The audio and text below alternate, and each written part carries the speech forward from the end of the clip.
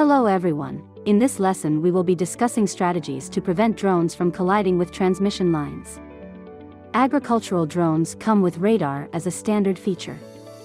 Radar serves as an additional tool to detect obstacles. However, in complex environments or when the obstacles are small, it can be challenging to identify them.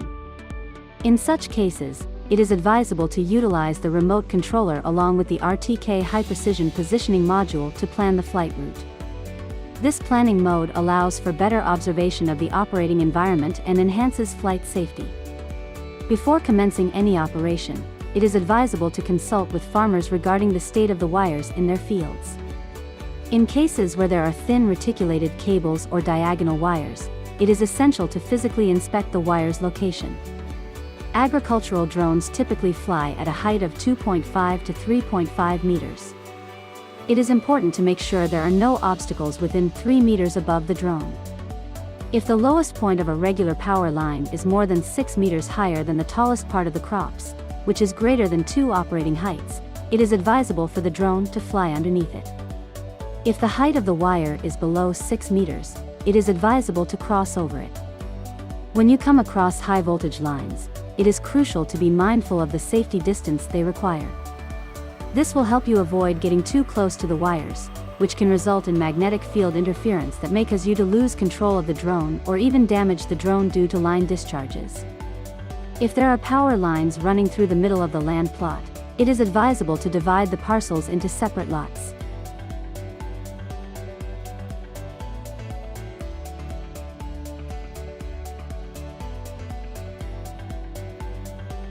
And apply a patch spray directly over the power lines.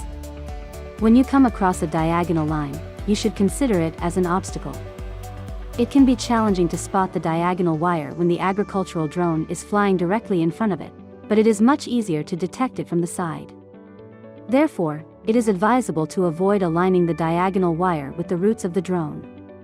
In order to prevent accidents involving power lines due to limited visibility during night shifts, it is crucial to plan the land plots during the day. Before carrying out the operation, it is important to carefully choose the takeoff and landing points, as well as the starting and ending points of the route. Additionally, the connection routing and RTH altitude should be selected in a logical manner. It is important to steer clear of any obstacles near the takeoff and landing areas, as well as at the beginning and end of the route. It is advisable to manually perform the takeoff or landing in cases where there are obstacles present at the designated takeoff and landing areas. If there is a tall obstacle above the beginning of the routes, it is important to ensure that the starting height is not greater than the obstacle. If there is a low obstacle at the beginning of the routes, it is important to ensure that the starting height is higher than the obstacle. Additionally, the height during flight should also be higher than any shorter obstacles. Otherwise, there is a risk of landing on top of the obstacle when performing a descent during operations. After the agricultural drone has cleared the obstacle zone, the operational parameters can be re-edited again in order to fine-tune the operating altitude to the desired level. You can also choose to manually take off from the starting point and then perform the operation. Similarly, you can manually call it back from the end of the route. However, when flying manually, it is advisable to maintain a clear line of sight and utilize FPV to aid the flight. If RTK was not utilized to plan the land plot before the operation, offsets should be rectified as well. It is advisable to manually take off to the starting point of the route once the plot has been planned. Then, before carrying out the operation, adjust the starting point of the route above the drone by correcting the offset. This will help prevent any significant positioning errors that may cause the route to deviate towards obstacles. During the operation, it is important to keep the radar turned on at all times to avoid obstacles. If the radar detects an obstacle, you should stop the drone and avoid operating the controller at random. You can determine the location of obstacles by observing the red position on the radar ball. The operation method to release the obstacle avoidance is to move the controller in the opposite direction to the obstacle.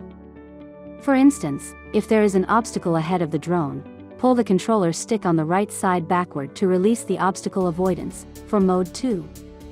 It is important to avoid adjusting the drone's altitude when encountering an unknown obstacle. Voice and drift prompts will be provided to assist with obstacle avoidance and guide on how to disengage from the obstacle. When crossing over power lines using the M+ mode, make sure to push the throttle all the way up to prevent the drone from automatically descending and colliding with the power lines.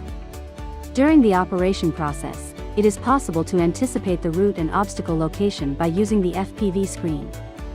For instance, when flying along the current route, it is important to observe the obstacles and plot boundary obstacles ahead of time in order to plan for obstacle avoidance in advance.